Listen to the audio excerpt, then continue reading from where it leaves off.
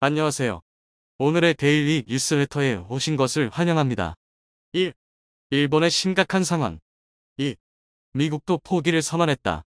3. 한국이 시장을 장악했다. 한번 진실을 알아봅시다. 일본 총리가 한국에 무릎을 꿇는 사상 초유의 사태가 일어나면서 일본 전역이 발칵 뒤집혔습니다. 불과 며칠 전까지만 하더라도 너무 충격적인 방법으로 한국을 도발해오던 일본. 자, 그런데 며칠 만에 상황이 180도 바뀌어 버렸습니다. 예상치 못한 중국의 폭탄 발표가 나오면서 일본이 국가 비상사태를 선포했고, 일본이 믿고 있었던 미국마저 일본을 버리는 중대 결단을 내리자 일본은 이제 와서야 한국밖에 없다라며 긴급 도움을 요청했습니다. 자, 그런데 한국의 대답은 대반전이었습니다. 일본은 한국의 대답을 듣고는 깜짝 놀라 어찌할 줄을 몰라 하고 있는데요. 중국이 일본을 향해 폭탄 발표를 했습니다. 중국이 최근 미일 정상회담과 외교 국방장관 연석회 2+2 등을 통해 미국과의 동맹을 강화한 일본을 겨냥해 너무나 충격적인 선전포고를 했습니다. 공산당 기관지인 인민일보 계열 글로벌 타임스는 16일 일본이 미국의 전략 노선을 따르면 자신을 아시아의 우크라이나로 만들 위험이 있다라고 선전포고를 했습니다. 중국은 일본은 소위 외부 위협을 구실로 현재 진행 중인 군사화를 정당화하려고 점점 더 노력하고 있다라며 아시아 태평양 지역에서 미국의 졸개 노릇을 계속해 말썽을 일으키면 일본은 미국의 희생양 또는 동아시아의 우크라이나로 만들 것이라며 사실상 선전포고를 날렸습니다. 랜더구이 상하이 국제문제연구소 일본 연구소장은 미국과 일본은 중국 본토가 무력을 먼저 사용하도록 자극하기 위해 중국이 그은 레드라인을 계속 밟을 것이라며 그들은 중국을 무력을 써야 하는 딜레마에 빠뜨린 뒤 중국 본토의 책임을 전가하고 전쟁을 일으킨 것에 대해 비난하길 원한다라고 전했는데요.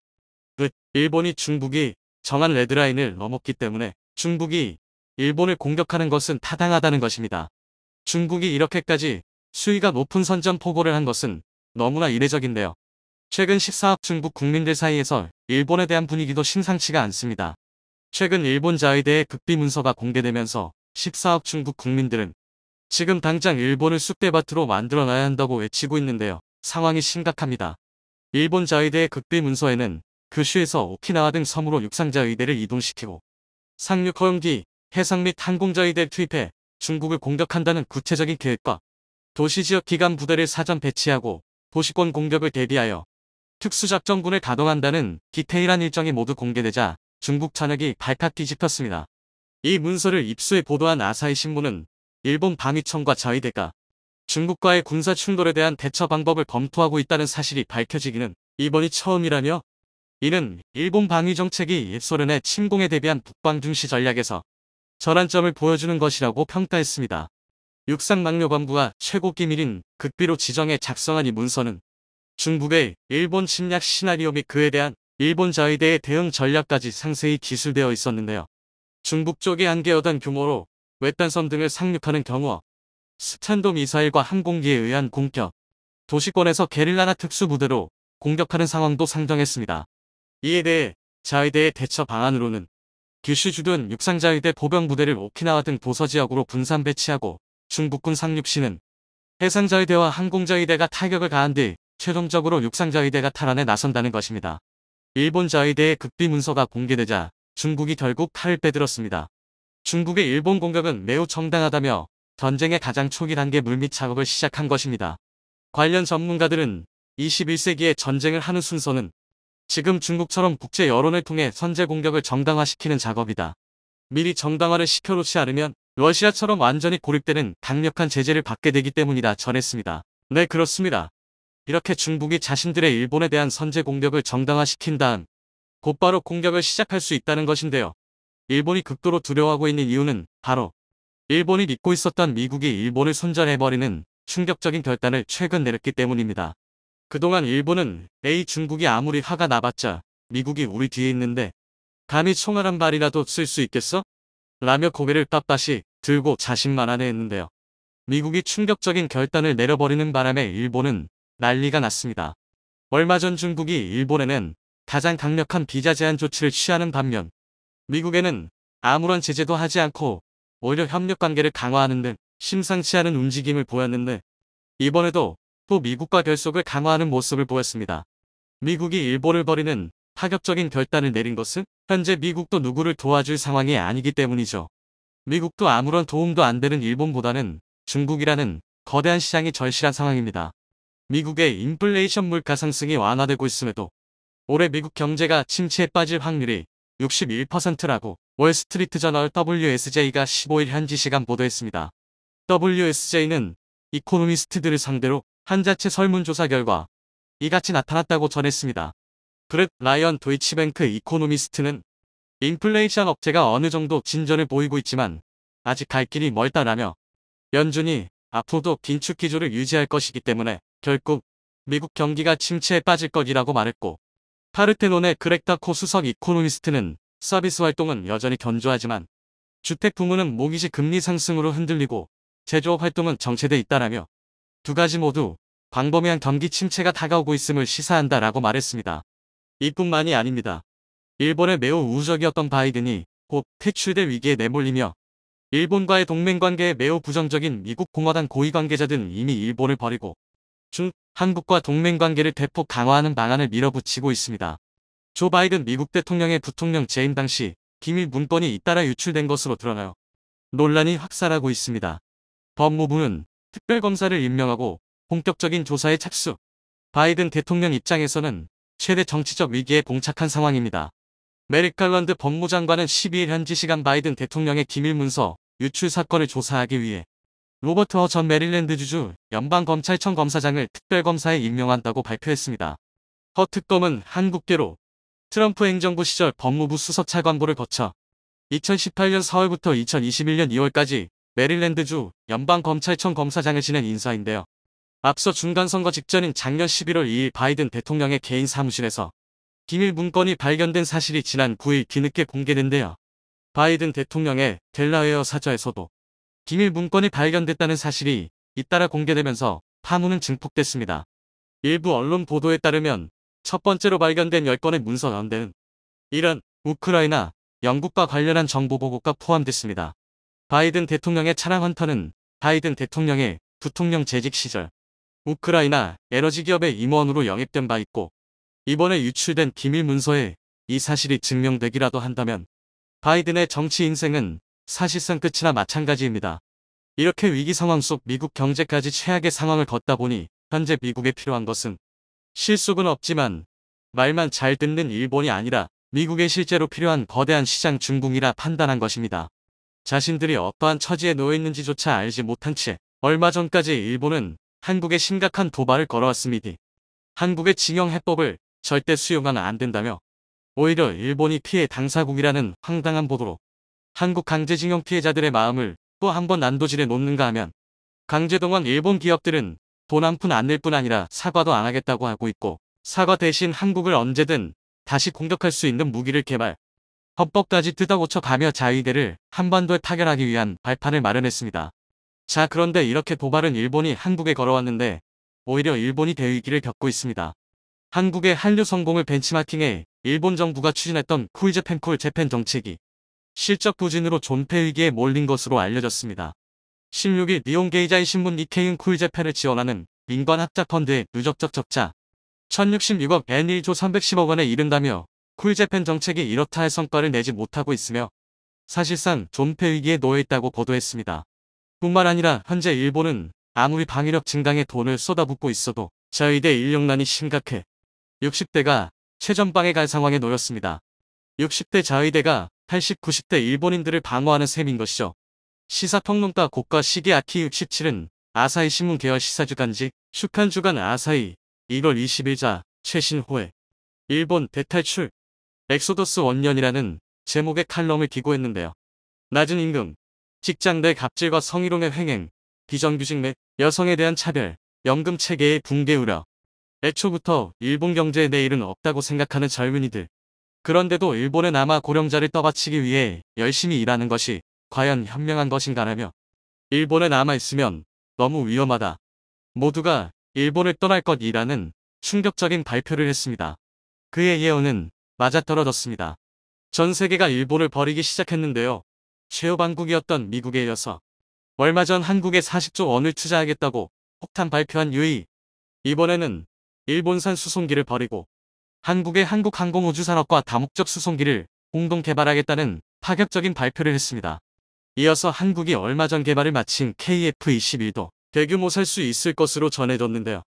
일본이 해마다 UAE에 방산 수출로 엄청난 수익을 올렸었는데 이마저도 한국에 모조리 빼앗긴 것입니다. 한국과 미국의 LG 프리덤 실드 유포 훈련이 진행되었습니다.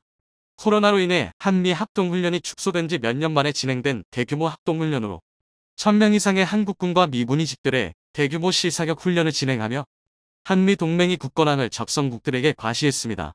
그런데 이번 훈련에서 미군의 기갑부대가 매우 소극적으로 사격하는 반면 한국군은 신나게 싸대며 포성을 지천에 올리는 대비되는 모습을 보여주었는데요. 이러한 한국군의 기갑부대의 모습을 보고 훈련에 참가한 미국 기갑부대 전차장이 매우 놀랐다고 인터뷰를 했습니다. 일본 자위대와도 훈련을 해봤지만 한국군의 수준은 그와 비교도 되지 않는다고 극찬했는데요. 또한 두 가지 부분에 있어서는 미군보다 한국군이 뛰어나다고 말해 화제가 되고 있습니다. 세계 최강 미군이 한국군의 어떤 모습에 감탄한 것인지 자세한 소식 알아보도록 하겠습니다. 미 육군 소속 존 모레노 하사는 미국의 주력 전차 M1A1의 전차장으로 이번 LG 프리덤 실드 훈련에 참가했는데요.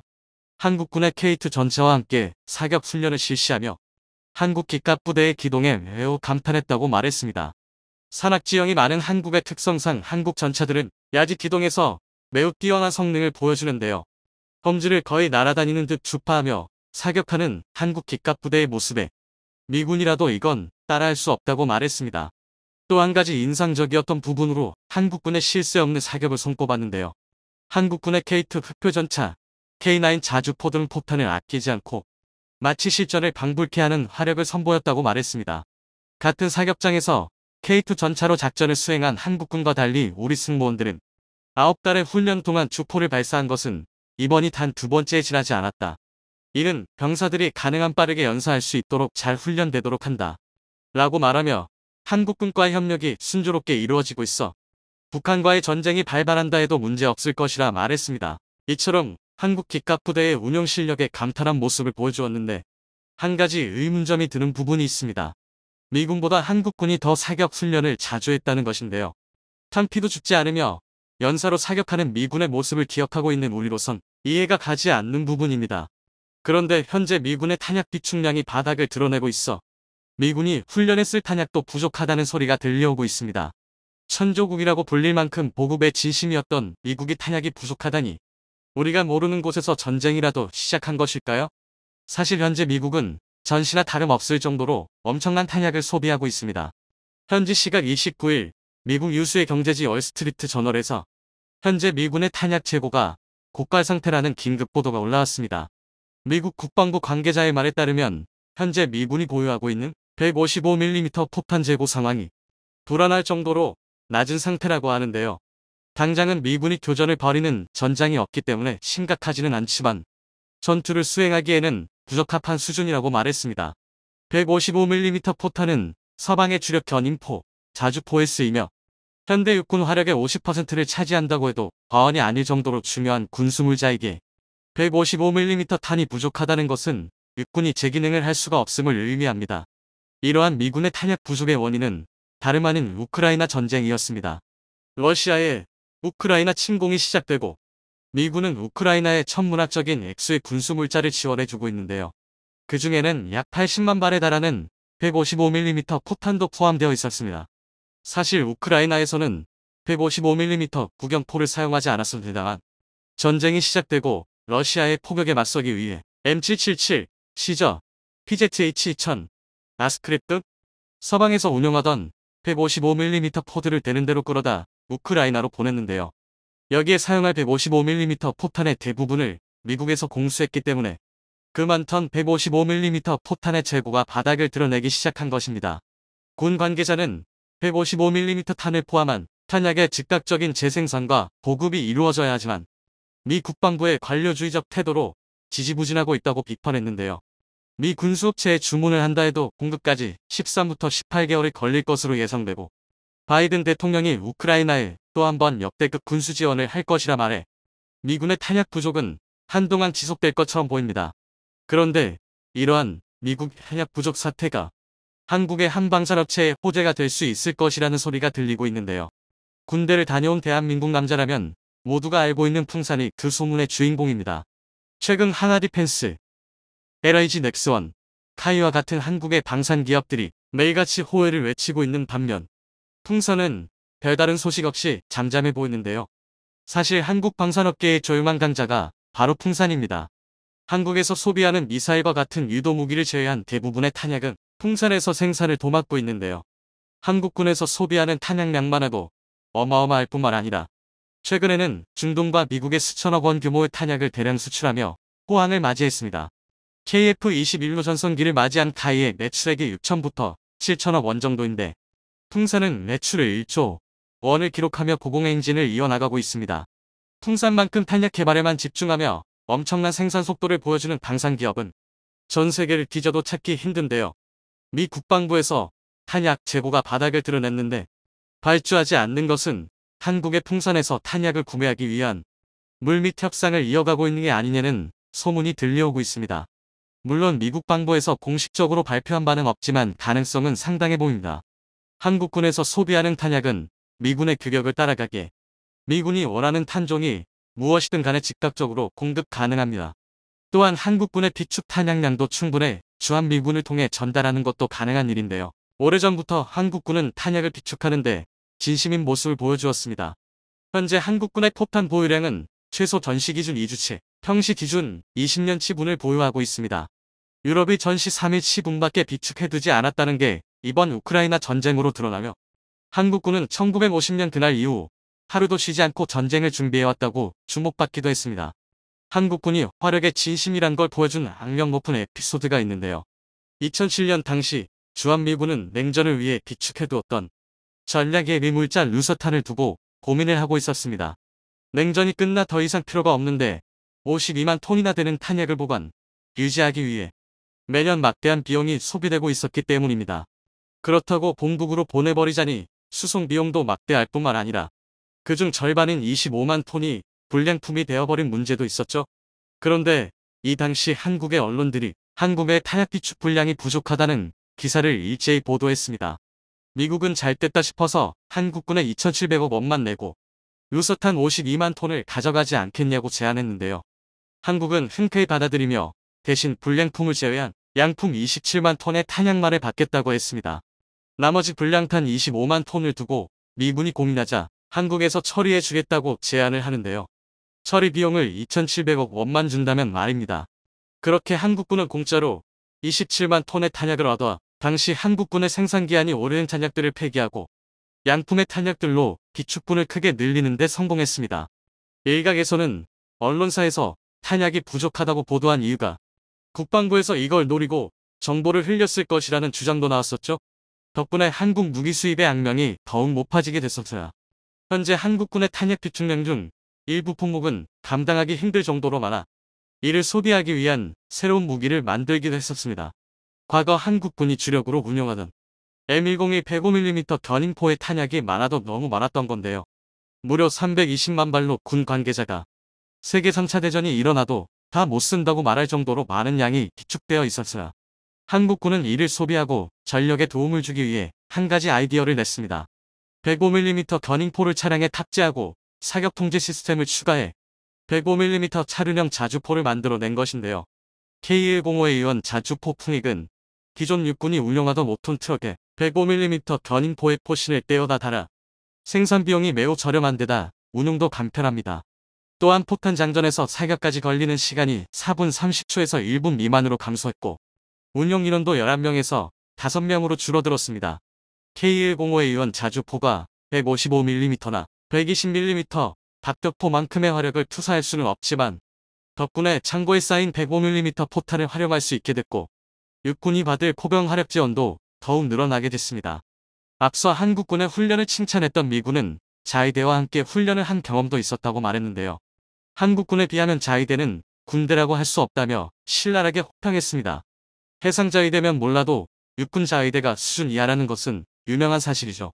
최근 자위대의 훈련 도중 큰 사고가 날 뻔한 장면이 포착되었는데요. 일본의 99식 자주포가 전개되던 와중 뒤를 보지 않고 뛰어가던 자위대원이 전차에 깔릴 뻔한 아찔한 장면이 공개되었습니다. 다행히 자주포 승무원이 급정거의 사고는 피할 수 있었지만 이전에도 훈련 도중 자위 대원 한 명이 숨진 사건이 있었습니다. 훈련 도중 90식 전차가 전복되어 30대 남성 대원 한 명이 깔려 압사한 안타까운 사고가 있었는데요. 이러한 사고를 두고 일본의 대형 커뮤니티 ECH에서는 죽은 자위대원을 조롱하는 반응을 보여주어 눈살을 찌푸리게 만들었습니다. 전쟁에서 기장 먼 일본에서 일부러 전차에 얽혀 죽는 무능한 일꾼은 필요하지 않아. 일본이지만 나라를 지키는 군인을 조롱하는 태도는 역하게 느껴질 정도입니다. 이번 한미 합동훈련을 통해 우리 군의 뛰어난 역량을 다시금 세계에 선보일 수 있었는데요. 을지 프리덤 실드 훈련을 계기로 한미 실사격 훈련을 전면 재개할 계획이라고 합니다. 최근 20조 원 규모의 한국산 무기 도입을 결정한 폴란드만큼이나 위태롭기 때문입니다. 뿐만 아니라 K 이 전차 공장 건설 이야기가 나왔던 이집트에서도 K 도입에 대한 논의가 활발히 진행되고 있습니다. 또 다른 자료도 있습니다.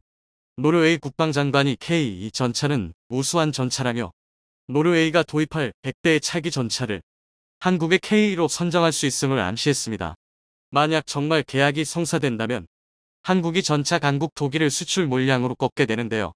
지금까지 언급된 모든 국가에 수출될 물량과 한국에서 추가 양산될 K2 전차를 합치면 K 전차의 총 생산량은 최대 무려 2000대까지 불어납니다. 세계 방산무기 제조 강국민 독일을 꺾는다는 것은 그 의미가 그만큼 남다른데요. 70년 전 한국 전쟁에서 단 한 대의 전차가 없어 북한에 멸망할 뻔했던 대한민국이 세계 최고의 전차를 생산하고 수출하는 국가가 된다는 것입니다. 하지만 한국이 아직도 갈 길이 멀다는 비판도 있습니다. K2에 적용된 여러 체계가 객관적으로 봐도 세계 최고 수준인 것은 사실이지만 완벽하다고 하기에는 부족한 점이 많다는 것입니다. 이는 사실 맞는 이야기입니다. 겨우 국산화에 성공한 엔진의 성능은 독일에 비하면 부족한 점이 한둘이 아니고 국산 변속기 역시 1, 3차 양산분에 사용된 독일제 변속기에 비하면 신뢰성이 떨어지는 게 사실입니다. 또 개발 과정에서 여러 차례 방산비리 논란이 터지는 논란거리도 한둘이 아닙니다. 하지만 그런데도 국산 전차 엔진과 변속기 개발은 대한민국에게는 정말 굉장한 성과입니다. 실제로 러시아, 중국이나 동유럽 국가들은 우리보다 훨씬 오래전부터 전차를 만들었음에도 전차에 쓸 1500마력 엔진을 제대로 양산하지 못하고 있습니다. 심지어 한때 우리가 절대 따라잡을 수 있으리라 생각하지 못했던 일본도 이 분야에서만큼은 한국만 못하게 됐습니다. 그러니까 그만큼 대한민국의 기술력은 충분히 자랑할 만한 성과이며 절대 다른 나라에 무시당할 수준은 아니라는 것이죠. 그리고 이런 성과는 그저 노력한다고 얻을 수 있는 것이 아닙니다. 모든 나라가 더 나은 기술을 개발하기 위해 쉼없이 노력하는 상황에서 선진국의 뒤를 바짝 추적하고 심지어 제치기 위해서는 상상 그 이상의 노력이 필요한데요. 그래서 준비했습니다. 오늘은 K2 전차 수출 대박이라는 신화 뒤에 감춰져 일반인들에게는 알려지지 않았던 K 전차에 숨겨진 비화에 대해 알려드리겠습니다. 요새 K 전차가 갑자기 날개 돋친 듯이 팔리고 있습니다. 세계 각국에서 K 전차를 팔아달라고 러브콜을 보내고 있는데요. 그런데 너무 놀라운 소식이다 보니 아직 우리 국민들은 어안이 벙벙하다는 반응이 많습니다. 우리 전차가 뭐가 얼마나 좋길래 독일을 바로 옆에 둔 폴란드나 미제 M1 전차를 1000대나 가진 이집트가 K2 전차를 사냐는 것이죠. 심지어 이는 군대에 관심이 많던 이들도 마찬가지입니다. 오히려 군사 분야에 관심이 없던 이들보다 더 깜짝 놀랐는데요. 밀리터리 매니아들에게 K2 흑표는 방산비리, 논란 덩어리 그 자체였기 때문입니다. 물론 처음부터 그랬던 것은 아닙니다. K 전차가 최초로 공개됐을 당시만 하더라도 국내의 반응은 굉장히 뜨거웠습니다. 세계 최대의 전차 생산국 러시아로부터 전수된 첨단 운동방호 체계, 우리 힘으로 개발한 복합 장갑 kat 개량형, 유기 압식 현수장치 IS를 미용한 포kat 초전, 첨단 센서와 네트워크 장비 등 당대 최고의 전차라 하기에 부족함이 없었기 때문입니다. 하지만 이 환호는 얼마 지나지 않아 비난과 조롱으로 바뀌었습니다. 그 이유는 완벽해 보였던 K의 여러 결함이 드러났기 때문입니다. 예를 들어 능동 방호 체계는 알고 보니 주변 인명을 살상할 수 있는 매우 위험한 만족자리 방호 체계였고 전차의 핵심인 파워팩 개발이 지연되면서 전력화가 끝도 없이 지연됐습니다. 이 중에서 파워팩 문제가 가장 심각했는데요. 파워팩은 엔진과 변속기를 하나로 합친 전차의 심장입니다. 두 부품을 합친 이유는 간단합니다. 한 번에 교체하기 위해서인데요. 당연한 말이지만 전차가 엔진이나 변속기가 고장나면 당면이 움직이지 못합니다. 그런데 일반인들이 생각하는 것과 달리 육중한 전차의 엔진과 변속기는 정밀 부품으로 의외로 쉽게 고장이 나게 일쑤입니다. 심지어 수리도 어렵습니다. 구조가 너무 정밀해서 후방에서 분해해야 겨우 수리가 가능한 경우가 아주 많은데요. 이는 전장에서 수십 톤의 무게를 급작스럽게 기동하기 때문에 구동 계통에 상당한 스트레스가 쌓이기 때문입니다. 그래서 파워팩이 등장하기 전까지는 전장에서 전차가 고장나면 전차를 버려야 하는 일이 비일비재했습니다. 하지만 파워팩이 등장하자 상황이 달라졌습니다. 현장에서 수리가 어려운 엔진과 변속기를 일체화시켜 신속하게 교체할 수 있는 파워팩 덕에 엔진이든 변속기든 파워팩이 망가지면 바로 교체하는 게 가능해져 전차의 이전 투 손실이 급감한 것입니다. 그래서 처음 파워팩의 국산화가 추진됐을 때 우리 국민들의 기대가 엄청났습니다. 한국이 드디어 전차를 완전히 국산화할 정도로 발전했다는 자부심에 많은 이들이 흑표 파워팩 개발을 함명했습니다. 그러나 파워팩을 만드는 것은 상당히 어려운 일이었습니다. 파워팩을 만들기 위해서는 전차에 들어갈 만큼 작고 강한 데다 튼튼하기까지 한 엔진과 변속기를 제조할 능력이 필요한데요. 그런데 이런 기술은 가진 나라가 아주 적습니다. 독일과 미국을 제외하면 러시아, 일본 등 엔진 개발에 막대한 예산을 쏟아붓는 강대국조차 완벽히 성공하지 못했을 정도인데요. 그래서 한국은 우리 기술로 파워팩을 만드는 것은 무리다는 전문가들의 의견을 받아들여 신뢰성을 인정받은 M2 유사의 M2U883 엔진과 랭크사의 변속기를 채용할 계획이었습니다. 그런데 계속된 성공에 고무된 일부 국방 관계자들이 파워팩 국산화를 주장했습니다. 지금 개발하지 않는다면 적차를 메울 수 없을 것이라는 게 이들의 입장이었는데요. 이에 대응해 국산화 반대론자들은 아직 우리 기술이 성숙하지 않았으니 차근차근 단계를 밟아야 한다고 주장했습니다. 그 근거로 일본을 예시로 들었는데요. 일본은 우리보다 훨씬 먼저 파워팩 국산화를 추진했습니다.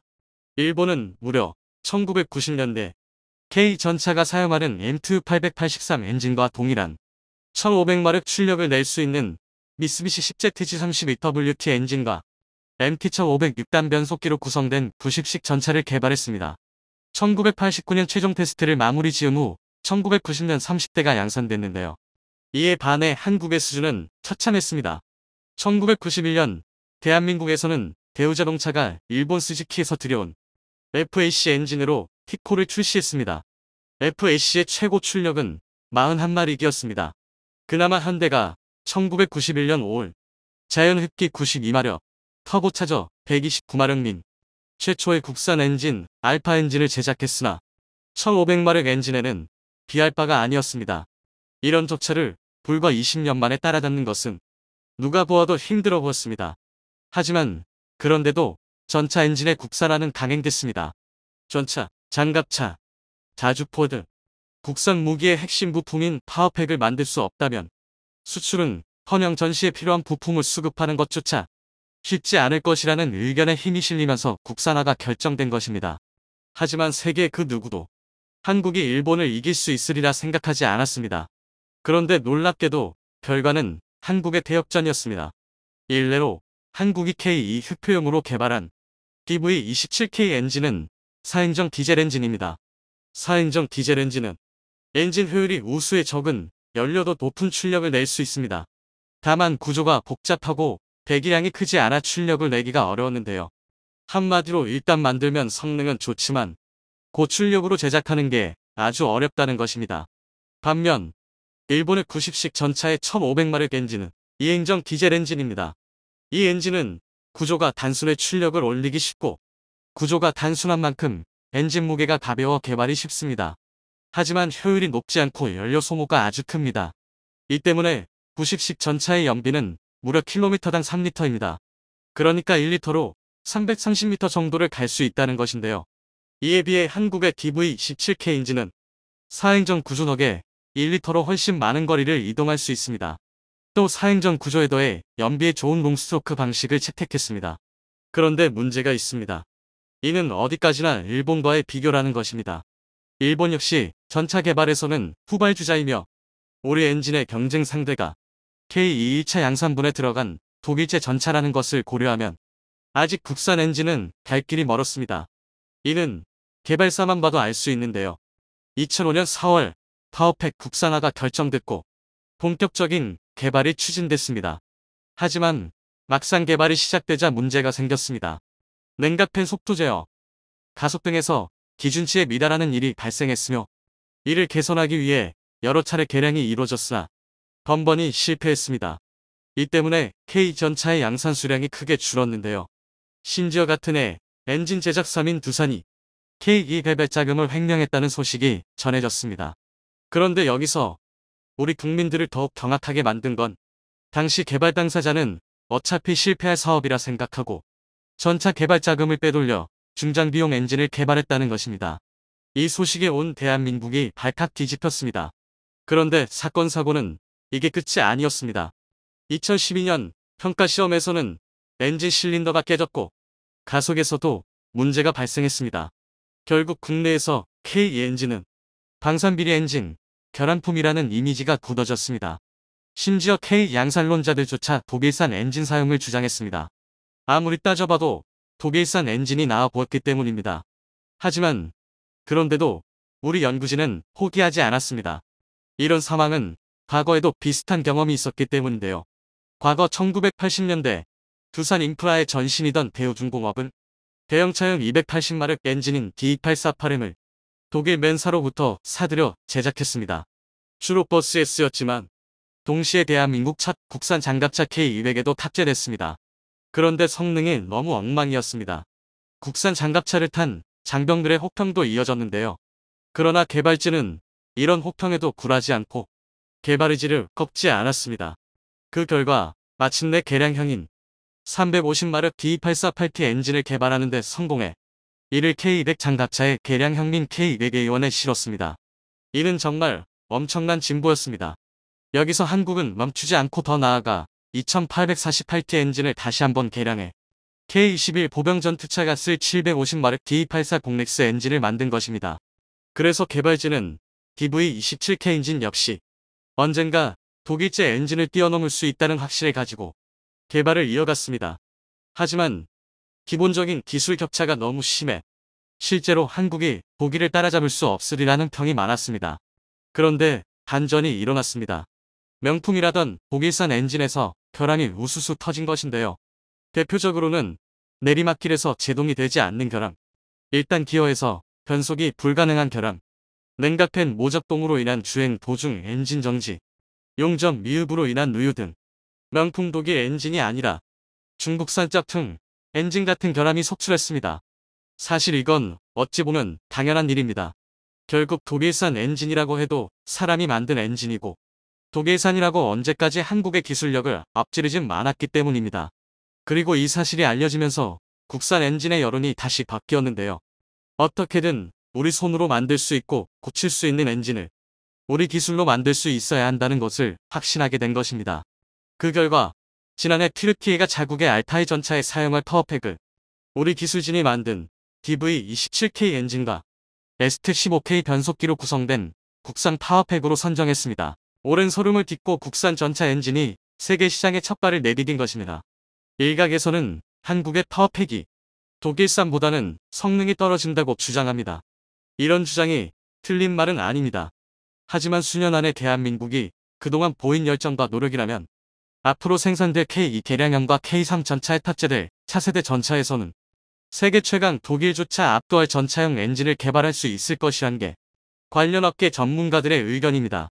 현재 대한민국이 모든 나라를 압도하는 기술력을 갖고 있지는 않지만 불과 10년 전에는 그들을 따라갈 수 있으리란 생각조차 못했습니다. 하지만 지금의 대한민국은 어떻게 바뀌었나요? 그들보다 약간 뒤처졌을 뿐 그들을 영원히 따라잡지 못할 거란 생각은 지금은 하지 않게 됐습니다.